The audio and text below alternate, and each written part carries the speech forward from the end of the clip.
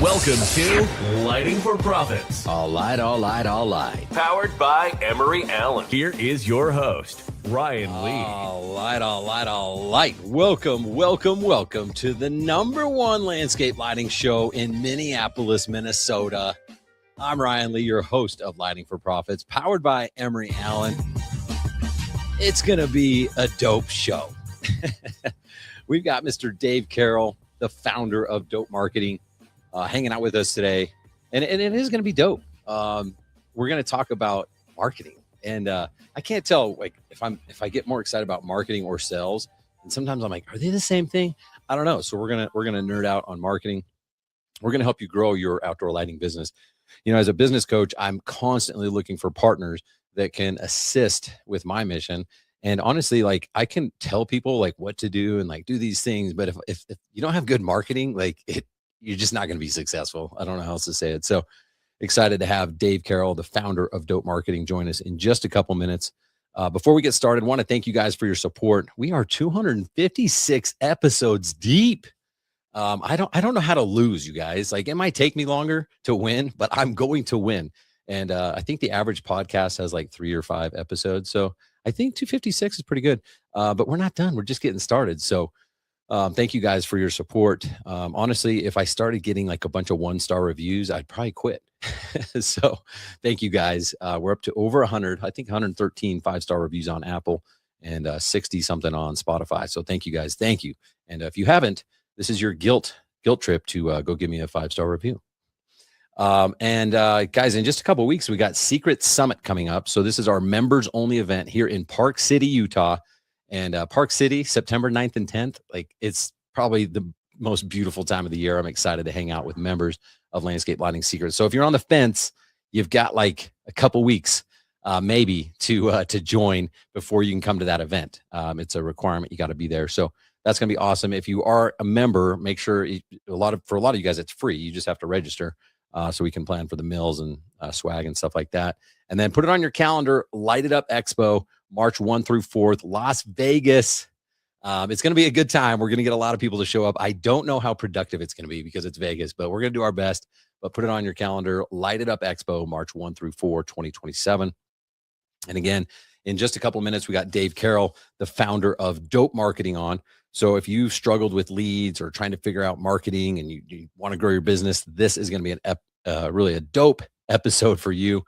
Before we have him on, I want to talk about something. So I guess, you know, I talk to a lot of business owners every single week, and a lot of people will say they want something, like I want $1 million business, or I want $5 million, or whatever, and then they find out like what the price tag is. Like, oh, like I didn't know you had to do that, and I don't want to do it that. I'm going to do it my way. It's like, well, do you really want that? You know, and it is cool to see people's dreams. I mean, I'll get on like these discovery calls with people and strategy sessions, and they're like, I want to open up a multi-location, and I want to go nationwide and all this stuff. And it's like, that's cool. Like, I like dreams, but their actions are definitely not in alignment with what they're telling me. Right. And so I started thinking, anytime I have this like thought where I'm like, man, what's wrong with you? All I do is like look internally and look into my past. I'm like, oh wait, I used to be the exact same way. So when I started my lighting business, my brother, I had never even installed a light before. And I came up with a goal of $1.2 million in my first year. And I didn't even know what landscape lighting was. The only thing I knew was that my brother had done a couple landscape lighting jobs. And he told me the first 2 jobs were like $4,000 each. So I was like, okay, well, $4,000, we probably can't do one every day. That doesn't make sense. Like, but we could probably do 3 of those a week. I mean, just knock some doors, like do 3 a week. So instantly I had a $12,000 a week business, times that by 50 some weeks. You're already at 600K. I'm like, dude, 600K. Well, he said 4,000 wasn't a very big job. So we'll probably do $8,000 jobs. So now all of a sudden you just double that, 600,000 times 2. Oh, $1.2 million business. That was my dream. That was my goal. And I was going to do that in the first 12 months. And so we did not do 1.2 million. We did 350,000 the first year, which I actually was disappointed because I wanted to do 1.2. Today, not today, but like recently, I've talked to people that have been in the industry, outdoor lighting industry, for several years, and they still haven't broken 350,000. I'm like, dude, I didn't even know what I was doing. Like, you can do more than you're doing, right? And I didn't know what I didn't know, but I decided after that first year of failure of not getting my goal, I was like, oh, I guess I gotta get intentional. Like, what do I really want to build, and how am I going to do it? And it wasn't perfect. It still isn't, but I took a lot of imperfect action. And so if you're one of those people saying, hey, I want to build a $1 million business or a $3 million business or 10 or whatever the number is, you have to get intentional, because most of the time when we're not achieving our goals, it's not that we're lazy. I mean, some people are, but most of the time you're working. It's just you don't understand the difference between busy work and productive work, right? And so I've never met someone that's had any level of success that just accidentally like became financially free. Like, I don't know, just I'm just lucky. It's intentional, it's different, it's engineered. Okay. And so if you do some quick math and say, okay, I want to do $1 million business, are you willing to do what it takes? Because if you want to build $1 million business and you kind of have like, you're newer to the market, or your branding is kind of weak, and you like, no one knows who you are, you're not well established, are you willing to spend or invest $100,000 to generate $1 million worth of work? Because that's honestly what it's going to take. Like, you're not going to magically appear with $1 million business. And so that's what I decided. I'm like, heck, I'd be willing to spend not just 100, but I'd be willing to spend 150, maybe even 200,000. And there's a longer story about like, like whoever can afford to spend the most to acquire a customer is going to win all day long. Because if you're really good at your back end systems and getting recurring revenue and getting referrals, and not just waiting for referrals, but demanding them, and you have a machine built behind that, well, then, yeah, I'll spend 20%. Like, I'll do whatever I need to. Right. And so most people just don't understand these basic principles. It has to be engineered. And so let's just say, for example, it's costing you $100 to get a lead, and some of you might go, "Oh, I pay $50 a lead." It's like, well, again, let me just use this for an example, because these numbers could change depending on like what size project, average ticket, all these things, right? So, but if you're going to spend $100,000 and your average lead costs $100, then that means you're going to generate about 1,000 leads. Okay. And so 1,000 leads, right? Cool. 1,000 leads, like, I'm gonna do great. But you're probably not even gonna like get appointments with like 500 of them, because one, you're not even answering every single phone call. Even if you do answer their call, are they qualified, or is it just a realtor calling you? Like, there's a lot of different variables in there, right? And so you might get 300 leads out of those, or I'm sorry, 300 appointments out of those 1,000 leads. And now all of a sudden you're like, okay, well, I'm closing about 50%. So now you're like, okay, you have 150 sales. And some of you are like, oh, I close at 90%. It's like, yeah, okay. If you're closing at 90%, you've never done Facebook ads. You've never done like cold marketing, right? And so if you have 150 sales and your average ticket is $7,500, well, congrats. You now have a formula for a $1.1 million business, right? And so if your average ticket's higher, well, now you do more, right? Or maybe you close better, maybe it's higher, whatever. But what if it costs you $200 for a lead, and you run those same numbers? Now all of a sudden, those same 150 sales is going to cost you more, and so now you're not going to get 150 sales. You're going to get 700 or 75 sales, and now you have a $500,000 business instead of 1.1. And so this is what I'm talking about when you hear people say like, oh, you need to know your numbers. It's not necessarily like being a math wizard or like being a nerdy accountant. You just need to like engineer your business around the numbers to make sure it's going to work, because you can't just think of building $1 million business and it happening. There's a book called Think and Grow Rich, and like, I'll just tell you, like, it's not the strategy is not just laying in bed thinking and growing rich. Like, it starts with think and grow rich, but then you engineer and you make these things happen. So I want to encourage you guys. My challenge basically is like define what it is you really want, because it's easy to say you want a million, a multi-million-dollar, $100 million business, but are you willing to do the necessary activities to do that? Because if you want something that you don't have, you're going to have to be willing to do something you've never done. That's just the reality of the situation. Okay.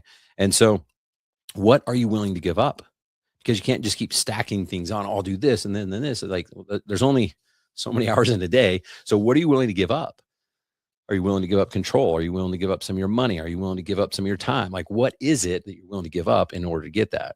And that's why when you hear people talk about knowing your why and all this stuff matters, because most people start to go down that path and then realize they don't want to sacrifice what it's going to take. And so figure out what you're willing to give up and then literally create your plan and go get it, because I promise you it's possible. You just have to be willing to show up and be disciplined and show up to 256 episodes of a podcast that talks about outdoor lighting. Like, how lame is that? But like, I understand my mission, right? I know where I'm trying to go and I'm willing to do whatever it takes to get there. So encourage you guys to start knowing your numbers, invest in marketing. We're going to be talking about marketing today. And that's the only way to make it happen. It's not just going to magically appear. Success isn't just waiting there and randomly choosing people. All right. What was I going to do? Oh, yeah. Hey, if you guys have been listening for a while, you know that I care about the client experience. In fact, it's one of the easiest ways to differentiate yourself from your competition. So don't let a bad lamp ruin your client experience. Emery Allen makes premium LED lamps for lighting professionals who demand the best. So don't settle for less. Upgrade your designs and installations today with Emery Allen, and they're going to hook you up. Just email Jackson L, the letter L, Jackson L at emeryallen.com. That's Jackson L at emeryallen.com. Send him an email and tell him you want that discounted contractor pricing. Mention that you heard about him here on Lighting for Profits, and they will hook you up. So thank you so much, Emery Allen. And it's kind of cool because a lot of people are using Emery Allen in the outdoor lighting industry. So don't be left behind today. All right, guys, I think it's time. Hope Dave's ready. I'm ready. Let's get the show on the road. Let's get our guest coming on. Plus, I need a drink.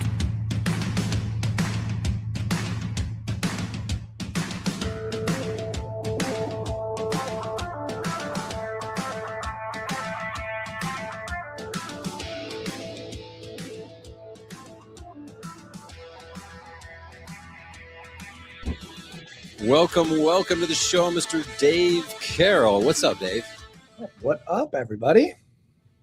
Excited to hang out, man. It's been a while. It has been a while. Too long.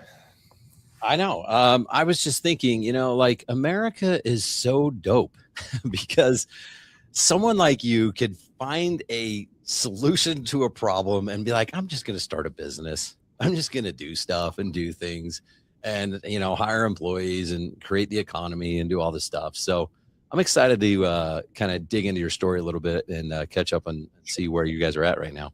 Absolutely.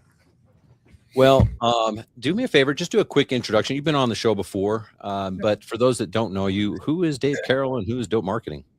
My name is Dave. I'm the CEO and founder of a little company called Dope Marketing. We make direct mail and print really easy. Start on this journey. We turned 6 in October. We are older than some of my children, which I have 5 of, 13 all the way down to 3. My beautiful wife that I've been with for 16 years is the counterpart to not only this business, we also own a cleaning and contracting company here in the Twin Cities we've had for 16 years. And yeah, I was listening to backstage, just listening to what you were saying on some of just the growth and the tenacity and the getting after it. And like, do you want it? And what are you willing to do? And I was just like living vicariously through that, because that's been a lot of my career. Find a problem, come up with a solution, figure it out, get it in front of a bunch of people and help some businesses. That's cool, man. It's been cool to see your journey. And, a lot of people have ideas. A lot of people have dreams and visions and like, oh, I'm going to do this thing. But I mean, it's just odds are not in your favor of winning if you're an entrepreneur, And so what are some of the things, but well, here's what I want to do. I want to kind of go around this personal journey, like discussion first. And we're going to talk about Dope. We're going to talk about all the cool things marketing, but I see just from like my perspective, some of the stuff you're doing online and events you're doing and stuff like that. And it's like, sometimes you're not talking about direct mail. Most of the time, I'm personally not. We do live trainings and stuff now in our community. And there's a lot of people in our business, that are focused on like the sales side and what do we do and what's the problem can we solve? I've more taken the role. I consider us kind of like a founder driven business, and not that every business is not founder driven. Founder driven meaning like, the podcasts and the speaking and the trade shows and really like being the face of it. And I just don't really talk about what we do. I talk about what I do. I know it's cool though, because you're on a mission, like you're I can tell you're trying to better yourself, your family, your legacy, that the people around you, the people that you work with, your clients. Like, I mean, it's a much bigger mission than like, hey, let's help people do direct mail. Agreed. So talk about that a little bit. Like, wait, who's the coolest person you've met? You've gone to mastermind, you've hired coaches, you've been to like, this is the easy answer. Ryan Lee. No, come on. You just because it's my show. Okay. Who's the second coolest person? I've had the opportunity to get close to some people that have really changed my life. We were just talking about Jesse Itzler, the Running Man show that we're doing next month. My kind of like wellness journey, I'll say it, just kind of getting my shit together, started over 4 years ago, over 4.5 years ago. Me and my wife decided to quit drinking. I was kind of like out of town. For me, it was kind of like I'd turn into the worst versions of myself, and the late nights and the trade shows and the stuff. I know you're talking about Vegas. Like, it's fun to have fun. I want everyone to like be happy and do what they do. For me, giving up drinking was a huge part of kind of like me just going into another chapter in life. And then with that, you got to replace habits with habits, hopefully better ones. Got a lot into running. Is how I met Jesse and got in his men's group for 3 years. Wow. Got into just fitness, health, wellness. Found Puerto Rico 2 years ago. We spend kind of like about half the year down there now with our family. But I got around some people when I got on this, I'll just keep calling it like my wellness journey, that were just living life in a way that I really admired. People make money and grow businesses and do all this stuff, but it's like, it's the things for me that we hear our whole lives. Like, how much time do you spend with your wife? How much time do you spend with your kids? How much time do you spend doing the things that when I thought, I think our definition of success changes as we get older. I used to think it was just like, how big can we get? How big can we grow? How fast can we grow? How many people can we help? And I realized my version of success was just a little bit different on like, do the people that depend on me love me? Do they care about me? Am I being the best version of myself so I can reciprocate, what being the man of my house or the leader of my business, like what these people need? And I think that I just came to the realization that like, if I'm not helping myself, who can I help? So took a look in the mirror and was just like, hey, I gotta make some decisions and do some things different than I was doing them before. And it feels like a lot longer ago than does it? 4.5. It really does. Yeah, man. How hard is that to give up drinking? I mean, it's just part of your normal lifestyle and then you just don't do it. So I love smoking cigarettes. My favorite thing. If I could do it all day with no effect to my health, I would do it all day. That has been harder over the 30 years that I've touched one of those things or whatever. Then drinking was a decision. It was like, we're just not going to do this anymore. And I'm around it. We go out, we're around people, we go to events, we go to stuff. I've never really had the urge. Not that anyone who's given up a habit before can just be like, yep, cold turkey, this one, I'm done. But drinking for me was, if I would drink, I would do things, operate in ways, communicate in ways that I just wasn't very proud of. And there were things that led up to the decision being made. But for me, it was just like, that's just not me anymore. I just don't do that. So that one somehow wasn't very hard for me.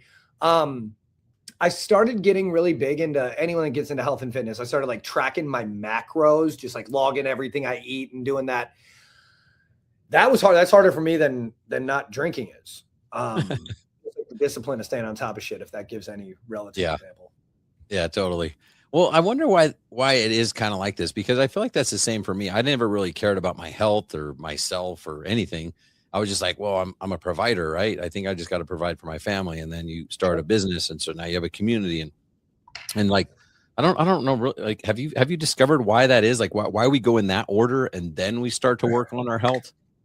I think it, like, for me, it was, I'm a very critical person, but of like more critical of myself than anyone else. But I felt like that would roll over. And so when I would look at like, I started getting around people that I just saw how they were living their life and operating in disciplines they had and decisions they were making. I was like, if other people can do this, why can't I? Like just when you look at, say, there's that saying around like, if someone watched a movie of a day in your life, would you be proud to show it to them? It's one of the things I think about. Like I just do the stuff. It's no different than any of the other people that you guys. I wake up early. I try to get a workout in. I try to eat good. Try to not be super reactive with the people that depend on me during the day. Try to put my phone away when I get home with my kids. But these aren't things that like I made up. I just saw that like people were doing these disciplines and the way that they're, you know, it's one thing to be like hyper focused on the growth of your business, right? It's kind of easy, especially for people that were like born to do this, but didn't know it the whole time. And then you get a taste of what it's like to have some success and grow your business. Shit's addictive. And then it's like, you kind of get to a point with working like that. So I started my first business 16 years ago. I'm a grinder. The 14, 16, 18-hour days, I love that shit. But then I would meet people that were older than me that would have regrets. They got they got the watch or they got the plane or they got the thing, but then like they've been divorced twice or their kids don't talk to them or they look back on their life and they're not super proud of it. I turned 41 in November. Had my wife had my daughter. I was 27. And I've just had a lot of years of working really hard. And I've always been a very present father.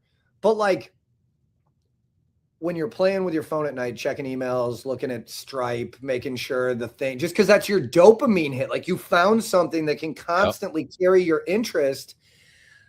I just was very fortunate to see people older than me that went through that and regretted it. And I'm not big on regrets in life. I don't do the, Gap in the Gain is one of the best books ever.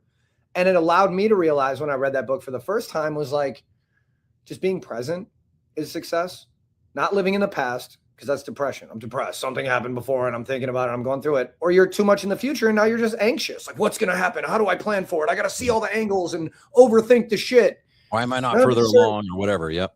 Yeah, but like, and I lived like that for a very long time. But what I realized, Ryan, is just like, none of that serves anything. If you're like dwelling on the coulda, shoulda, wouldas, or you're over hyper focused on planning every move of what could happen, you're missing the stuff that's right in front of you. And we all go through versions of that, but then it's like anything else, giving up a habit or making a decision to change. When you make a decision to change as a person, you don't flip a light switch. You form a discipline of changing a habit or behavior that eventually over time of practicing that discipline, you act a little bit differently now.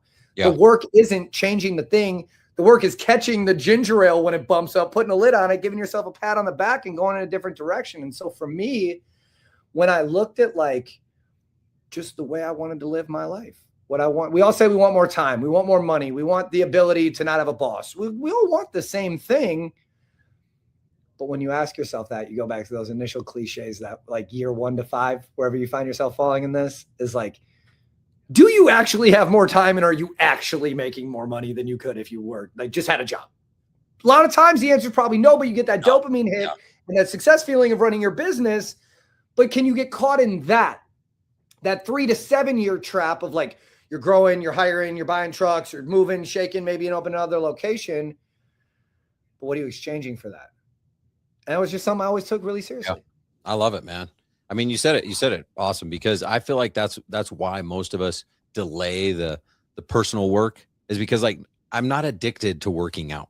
Like I'm not addicted to eating healthy. It sucks.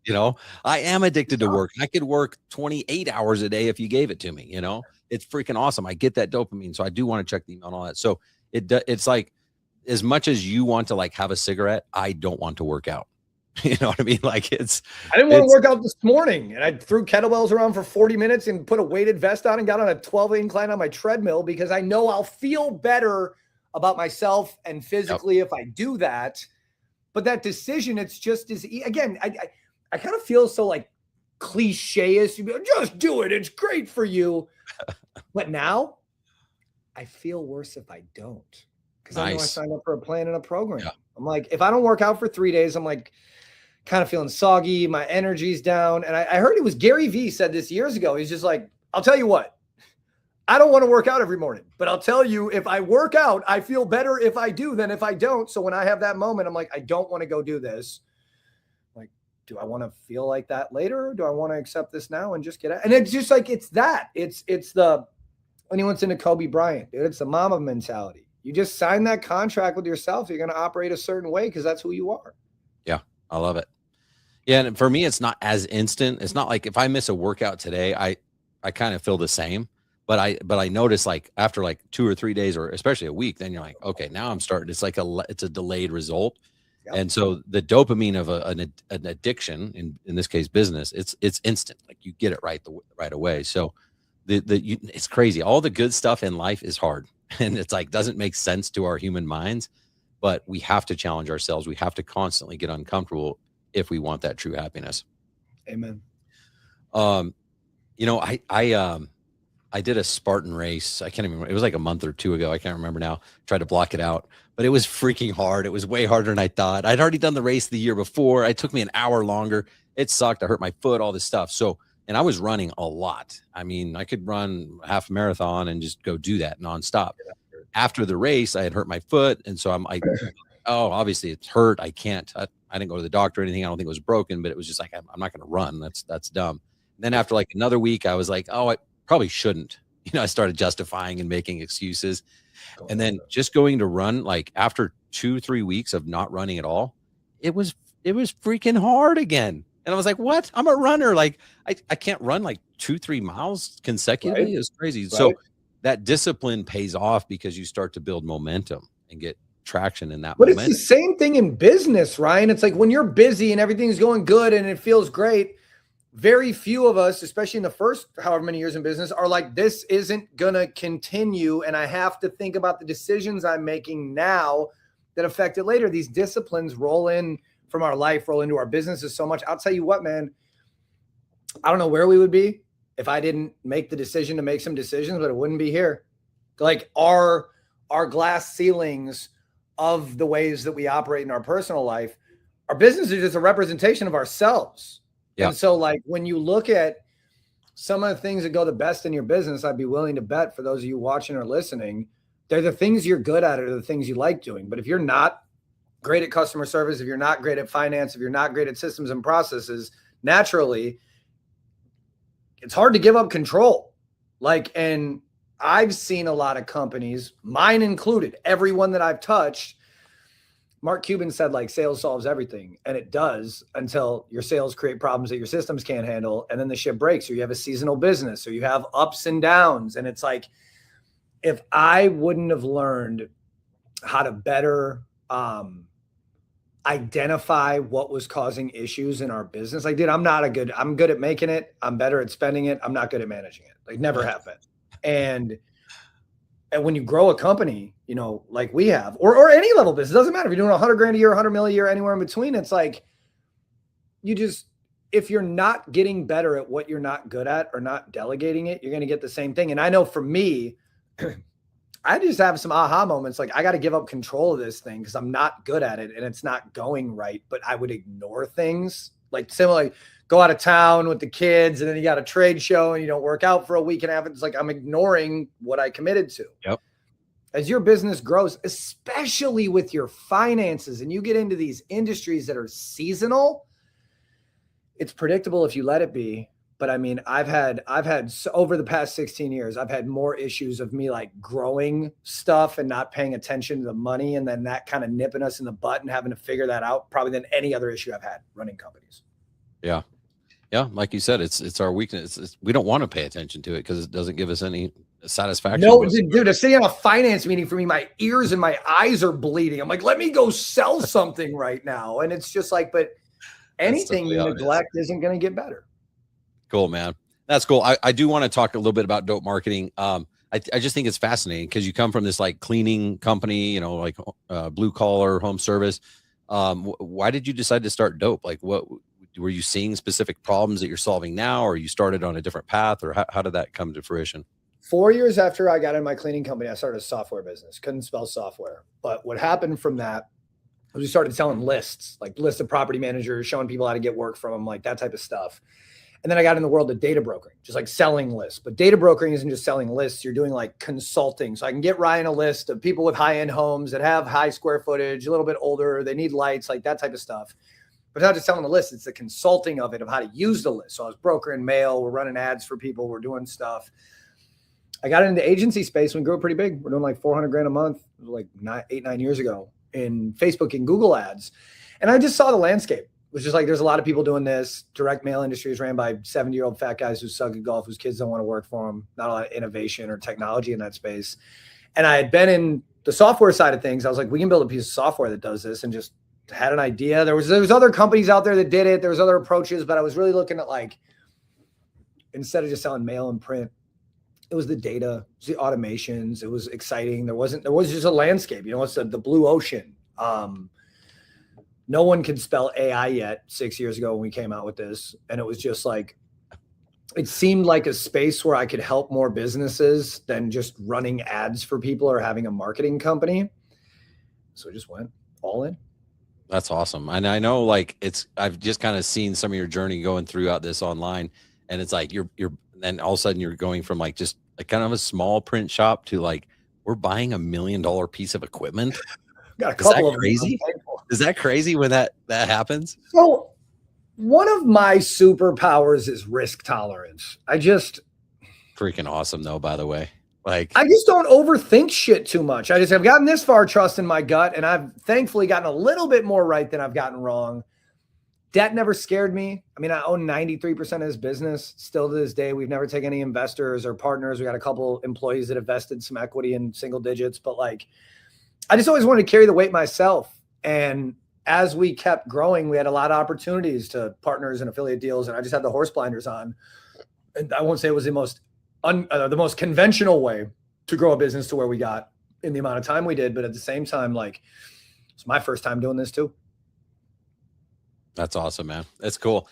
Risk tolerance is interesting because I probably don't have as much as you, but I still feel like I have a lot more than the average person. Like, you're probably like off the spectrum, like, is cool. I just think that's what you kind of need. Like, all the most successful people you've met, they're not just like super conservative and waiting for the right time, are they?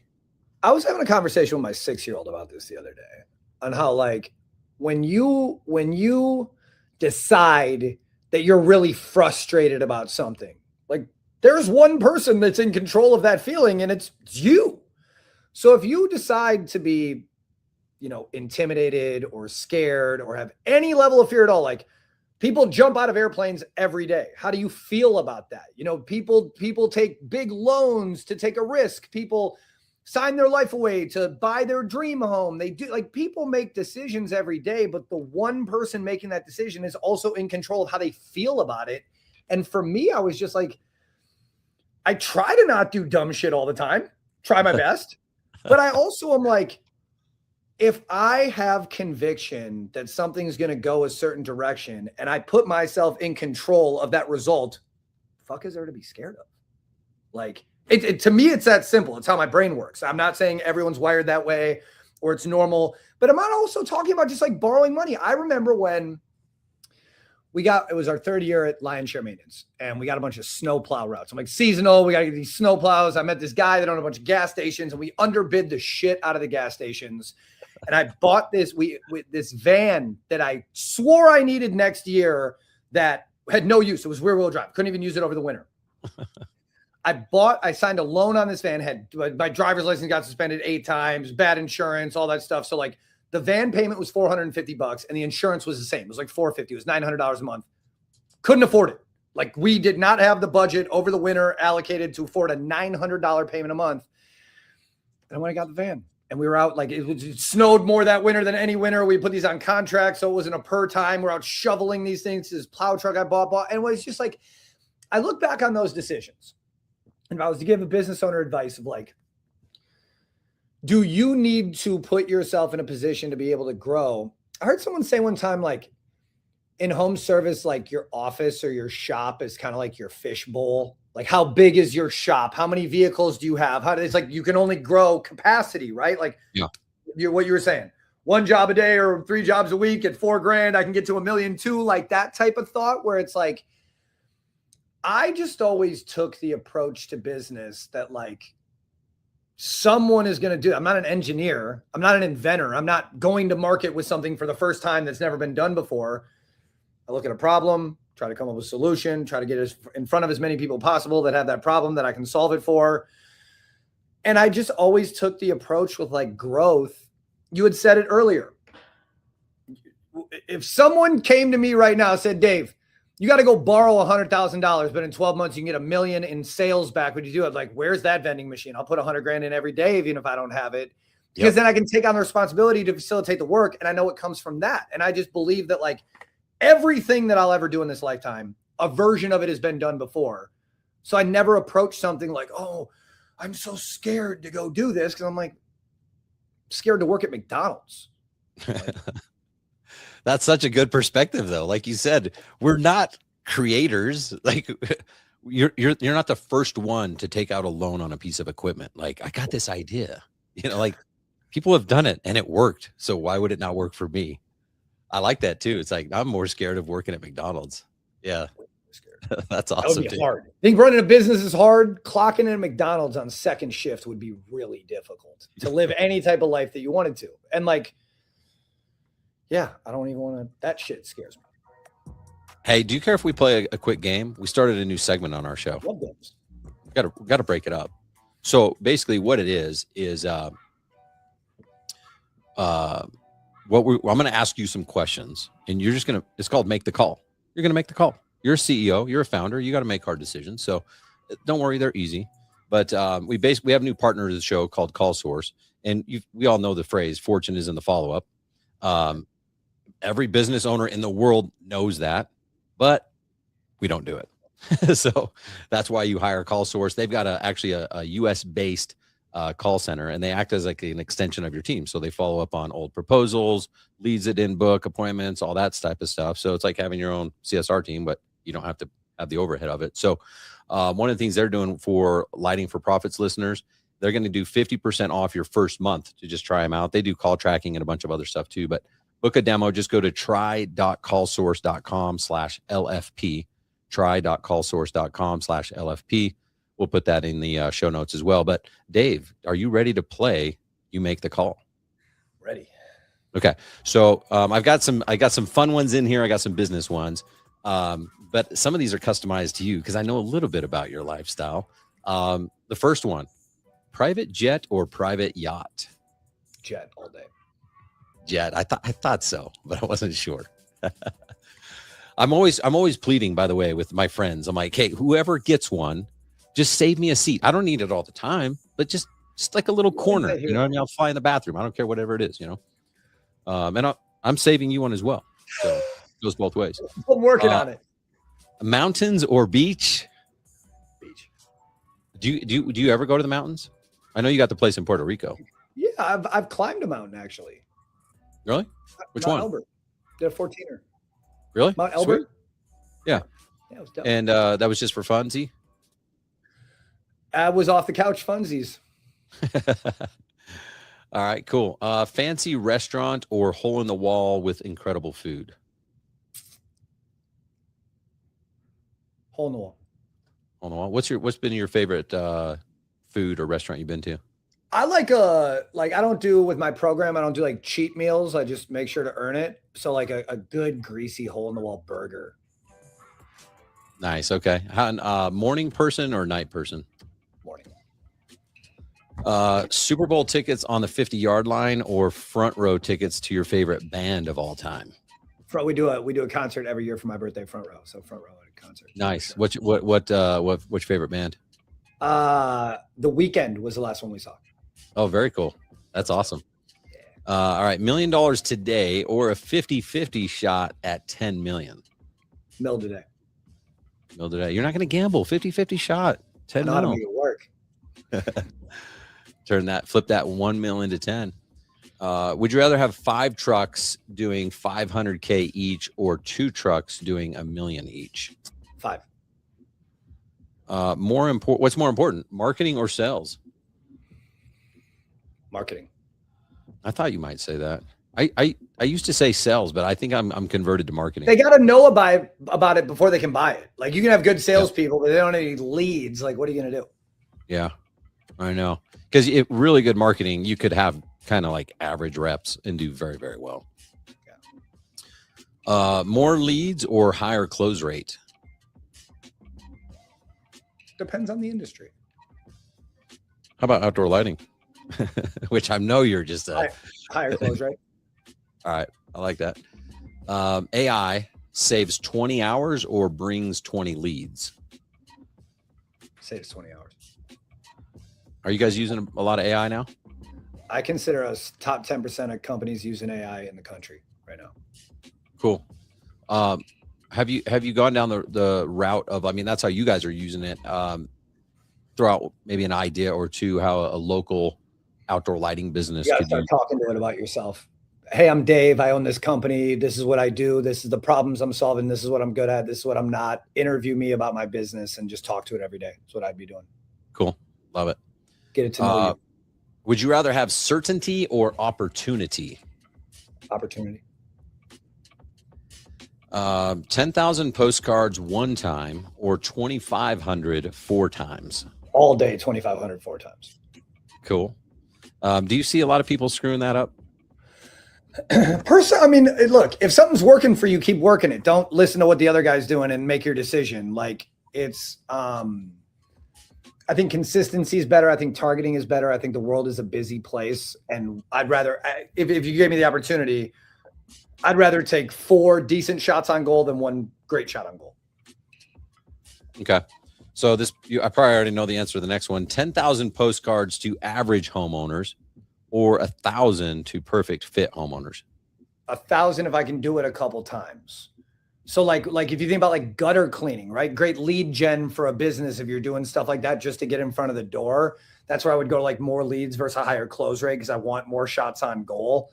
I think that I would rather get in front of 1,000 of my target customer than 10,000 of my not target customer.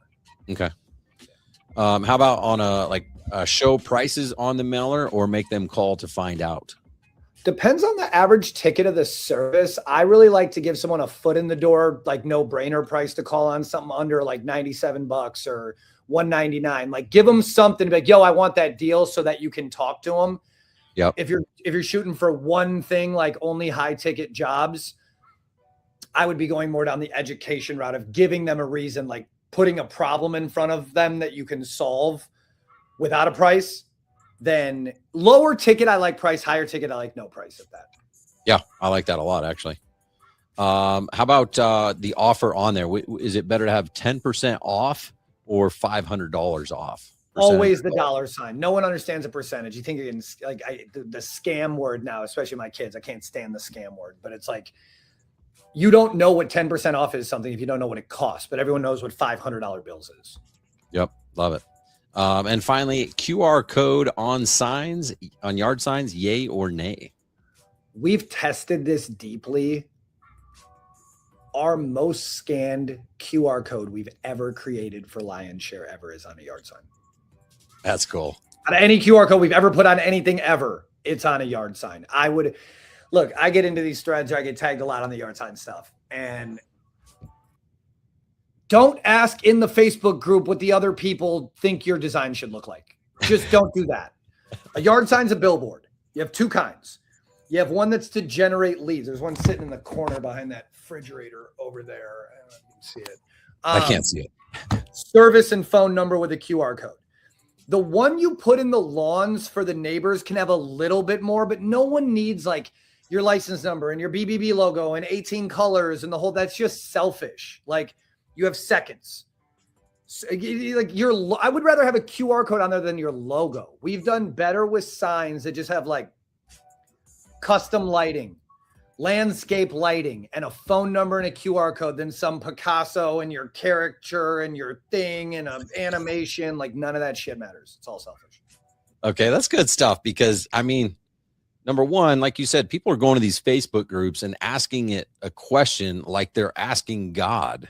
To non-designers that have no clue that just like want to be a jerk because their cat looked at them wrong. And they're like, what should I do? And they get all this advice. And I'm like, would someone stop them? Like, this is not good advice. Do golf? Well, I have played Try. golf. Me too. I gotta set in the car. I'm not that great. But what I've learned is I'm getting more into golfing is like, even if you're going to go get a lesson, you have to pick the right guy or girl to get a lesson from because you can't take as much feedback as they can give you. When you go in a Facebook group, whether it's having your yard sign designed or what you should price a job, like ask yourself before you post that what you're actually asking for. Do you want feedback on your suggestion? Because that's one thing. Getting feedback from other professionals to make a decision. I saw this guy go through 18 iterations of a yard sign in 3 days on this group with 1,000 comments on it. And what he started with and the end was a mix of 19 golf pros giving advice to a left-handed and a right-handed dude at the same time. Yep. No, that's exactly what happens. It's so frustrating. So you mentioned it, but you mentioned it quickly. Why the two different signs? You've got like the branded one in the yard versus the one on the street corner. Talk about those. Being selfish feels good. And as a business owner, you should get to do what you want to. And if you want your Picasso ass sign, all the stuff and the services, the signs we put out in the parking lots in Home Depot or coming out of the daycares or the 2 in a row on the freeway exit, like our lead gen signs are just a little more basic. Because I only have so much of your attention to grab, like power washing, roofing, phone number, QR. They're going to snap that. They're going to save in their phone. They're going to look at it later. That's what we're going for. If you're doing like exterior lighting is a great example, or you're building pools, or you're doing hardscapes, like a bigger project, the advice that if you're going to be there for a couple days and the neighbors are going to drive by, if you want a little bit more on the sign, that's fine. I want business owners to be able to like do what they want to for the branding of their company. You can go a little harder for the ones that you're not putting on the corner, but those busy, just like try to notice this now when you drive around, just today, when you're getting off the freeway, look at some of the yard signs.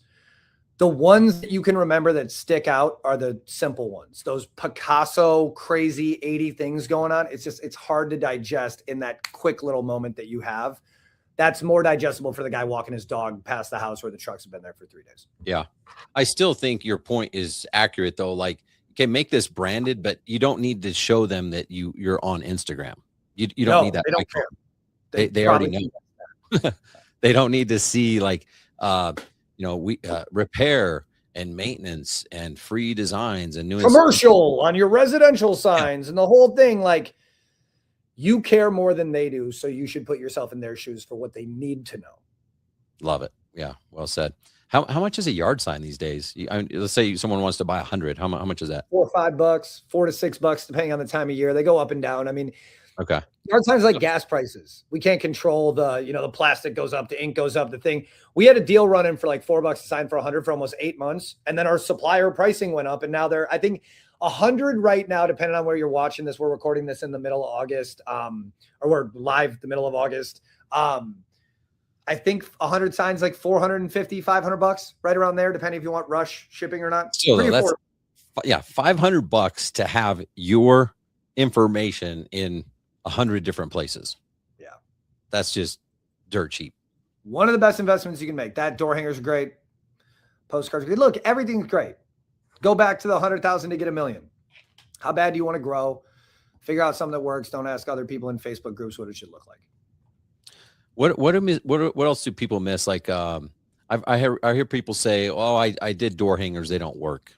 When I hear someone say something like that, I'm like, "Well, just because they didn't work for you doesn't mean they won't work. Like, you just did something wrong because they work for me." We literally used to roll up. We'd take like paper like this, and we do it on our printer, and we do like gutter cleaning, and then it'd be like a little flyer, right? And we'd roll it like this. Me and Barin would sit. We lived at my mom's house at this time. We would sit and roll them so it said gutter cleaning with rubber bands. We put them in big trash bags. And like I walked around for 3 summers putting those out on a house. A kid that worked for us got a gun pulled on him in like this super high-end neighborhood because the guy thought he was walking around robbing houses. When people say something doesn't work, as a business owner, as a marketer, my natural reaction is you didn't try hard enough. Door hangers don't work for us. What does that mean? How does it not work if someone has something in their hand that your business's information's on they can put in a drawer? How did that not work? It costs like $300 to get 2,500 door hangers. Don't quote me on that, but around there. Yeah. When something doesn't work, I think that's a mentality. Again, look, someone's like, AI-based TikTok ads from a satellite don't work. Like, I don't know. I've never done that before. But these things that have been around forever, they all work if you just incorporate them. I think the thing that doesn't work, let's go to door hangers for the example. We have done everything in our home service company to get people to pass out the door hangers around the jobs. That's been a hard job. It has to be reinforced. You got to remind them to do it. You're checking their truck. Did they put them out? We had guys throwing them away instead of putting them on doors. Like, we dealt with it all. Yep. anyone seeing any impression of your business works. Now, would I advise you to go be the platinum sponsor on the golf cart or the shopping cart in your local area? Probably not. But if you have budget in your business and if you have forecast, if you actually do a quarterly and annual forecast and you actually have budget, you can find cheaper places that the impressions might not go, I got 1 million leads from that call tracking number, a bunch of QR code scans, but like, what do you have to pay to get people to see who you are so you can solve the problem that you started your business for? Simple answer, I guess. Did you guys find a solution to getting your guys to actually put out the door hangers and do the clovering and all that stuff? In the team meeting every week and have them like just make sure, like we got to the point where managers drive around in neighborhoods and just make sure they're going out, and it's required. Like if you want to work here, this is part of what you do. Yeah. And then it's not, I think, and I've been here before, right? I hired all my knucklehead, crackhead buddies to work for me when we first started, or any version, family, friends, all of it, right? You have to make the decision of what you enforce in your business. If you're a business owner, it's like, I can't get people to put out door hangers. It's like, I would question your hiring and management process. Yeah. Not to be hard on anyone, but just like you tell them they got to do it. And then you put a system in place that shows that they do it. And it's part of what they signed up for. If you're paying for their minutes during the day to sign the front of their paycheck. Yeah. It's on the scorecard. It's just one of the things we do. Like, and just don't make it so big of a deal. But then it's also like, as a business owner, if your best guy that you can send out a loan to do the good jobs refuses to do it, like, are you a business owner that accepts someone going against the rules or not? Because we've had that too. Like, oh, we can't tell Bob to do that. He's not going to. He's like, Bob. It's Bob, right? But like, if your business is only built around Bob, what if Bob gets hit by a bus? It's a worse problem that he won't put out a door hanger or not do customer service calls. Something to consider as you grow. Yeah. All right. The last thing I want to ask you about is direct mail. I know I did very well with direct mail when I had my lighting business. I've got members of Landscape Lighting Secrets doing very well with direct mail. And then I still get the same other people. Oh, I tried it. It didn't work. What are most people getting wrong? Is it the card stock? Is it the design? Is it the nothing offer, to do with that? Targeting, the frequency? Don't send it on this paper, but the trying something once and saying it doesn't work because you didn't know what you were doing. It just like any other form of advertising. I tried Facebook ads. I tried this. I tried this. Direct mail works the best when you're busy. The thing that breaks my heart when I talk to business owners, like, oh, we're busy. We're turning off the advertising. We have too many leads. Yep. There are times when, yes, if you have too many leads, you should not be super hyper focused on growing your business if you're figuring out how to manage the amount of leads you're generating. That can be seasonal in businesses, annual, whatever it is. A wise man once told me about 15 years ago, Dave, you want to be successful, just never stop priming the pump. So like we have neighborhoods in the Twin Cities we never stop mailing to or doing door hangers or running Facebook ads in, because we always want jobs when it's not busy in those neighborhoods. And when people are actively searching or even getting a quote from you, whether they do the job or not, like you're going to have more shots on goal when people are looking for things. So I think the worst thing a business owner can do, I'm not saying blow all your money when you're busy and you can't facilitate a lead. Not saying that. But you should be always looking at like, what are your best neighborhoods and how are you constantly staying in front of those people? Like the perfect jobs that you want, you can just look back in your CRM, no matter what you're using, understanding where your target customer is.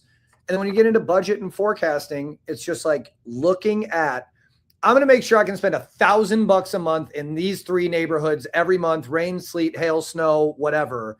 So they always know.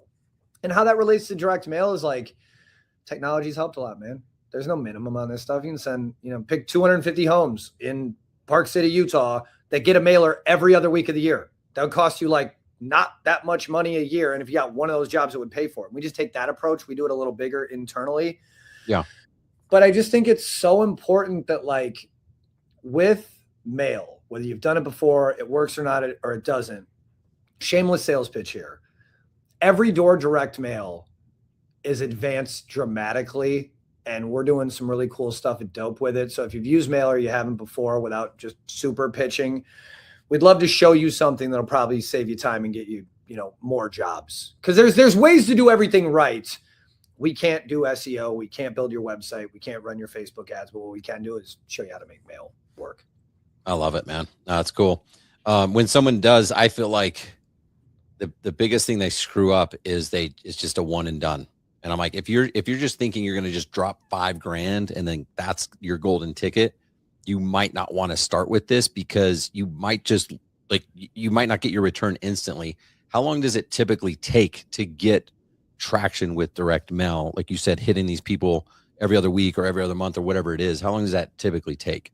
So if I can tie it all together for a business that hasn't done direct mail before, I'm assuming in the lighting business, you guys have like a rush or it gets busy before it gets cold in places where there's right, like September, October, November, big months for outdoor lighting. We've done really well over the years with every door direct mail or targeted mail. You can do either of them. Gutter cleaning and Christmas lights for the business that we own, you can drop as much of that stuff as possible during the right time and get a 5 times better result than other times of the year. You know, if you're sending out your first time doing direct mail and you're going to do it the weekend of July 4th because you're not busy, it's probably one of the worst decisions you can make with any advertising, because kids are out of school, people are on vacation, no one's paying attention. But if you time it right, I mean, there are ways, you know, I don't want to go just the average marketing talk of like anything you try once won't work. It's true, but like, man, I can send 100,000 pieces of EDDM in the last week of September and the first 2 weeks of October every year and make profit every single year predictably, because people need their gutters cleaned, and then we can upsell them on other services. So there's times to like go big, go hard, go home, do a one drop. I would advise any business, you know, I try to look at marketing campaigns in like the ones that cost a couple $100, unless you're passing out yard signs or door hangers, like that'll work. You can literally spend hundreds of dollars and get a result. If you want to budget the proper direct mail campaign, I would look more at like spending like $1,500 to $4,000 and kind of trying to split that up between 2 or 3 drops to like targeted neighborhoods where you already have work. That's one of the like easiest ways to almost guarantee success with mail. If you're going into a busy season, been open more than a year, you know, like when the phones start ringing just in general from the other stuff you're doing, that's the time to drop. And like, I know Dope, we do it a little bit faster than other companies. We can get mail anywhere in the country in 4 to 8 days. So it's like from a timing perspective, I remember the years, Ryan, we used to do this for holiday lights and gutter clean, like super talking hundreds of thousands of pieces. You ride that wave for a couple of weeks, like through the busy season. What's great with mail is like you can do those big drops and kind of be like, all right, let's sit back and wait. And if you time that right, nothing's guaranteed in life, but like it's pretty close to guaranteed. Yeah. Nice, man. I like it. Well, if someone wants to reach out to Dope, get a hold of you, follow you, what's the best way to do that? Dopemarketing.com. We're all over the socials everywhere too. Just look for the bald guy yelling about print and mail on the internet. I love your energy. I love your passion. You're an inspiration, bro. I guess leave us with some words of wisdom. What would you tell your younger self? What would you tell someone out there who is the hustler, the grinder? They haven't hit their momentum yet. What would you tell them? Always give yourself permission to be curious, but know when it's time to slow down so that you can speed up. Love it, man. Very, very good. Thanks so much for joining me, Dave. Guys, if you listen to this and you didn't get a bunch of gold nuggets, then you might need to just go get a job. Give up on your dreams. No, you might need to just go listen to it again. Very, very cool stuff, guys. The hardest part is, of course, always implementation. So pick one thing that you got from Dave and just start, get going. So I appreciate you, Dave. You're awesome, man. Keep moving forward. All right, guys, have an awesome day. We'll see you next week.